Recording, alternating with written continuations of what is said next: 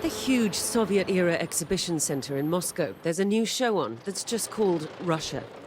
The recruitment posters outside, and they're everywhere now, are the only reminder that this is a country at war.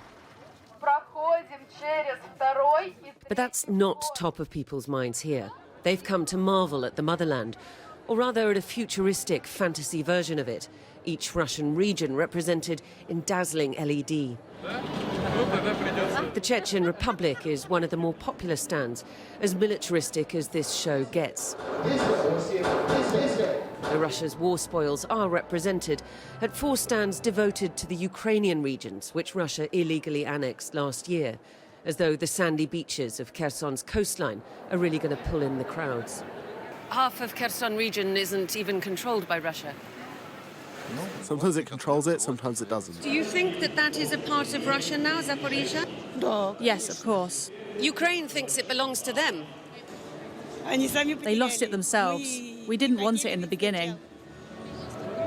Vladimir Putin has yet to announce that he'll run in the elections coming up next March.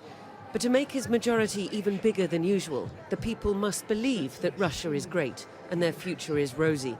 And as for the war, not to worry, it's all in hand.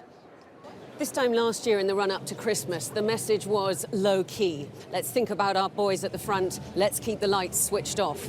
This year, that message has changed radically, and it is all about the magnificence of Russia, its wealth, its diversity, its new territories, even if they're not legally theirs.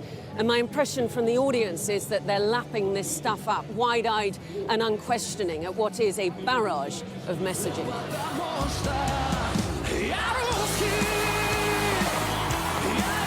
One man you can't miss in the new ultra-patriotic Russia is the pop star Shaman.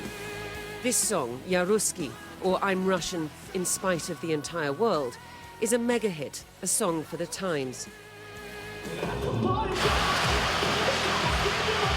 He often performs at the patriotic set-piece concerts which Putin attends, making Putinism cool for younger fans. We caught up with him at a patriotic play in Moscow where he gave a brief star performance. Your lyrics say, I'm Russian to spite the world. What does that even mean? It's very simple. To be Russian is to be in one's place and do work giving your all. Do you think of yourself as an artist or as doing propaganda? Propaganda of what? Patriotic propaganda for Putin. But we don't get a reply from Shaman, just from his manager, who tells us he doesn't like what we're asking and that any questions should be cleared in advance by him. I mean, we're journalists, we can ask any question, right?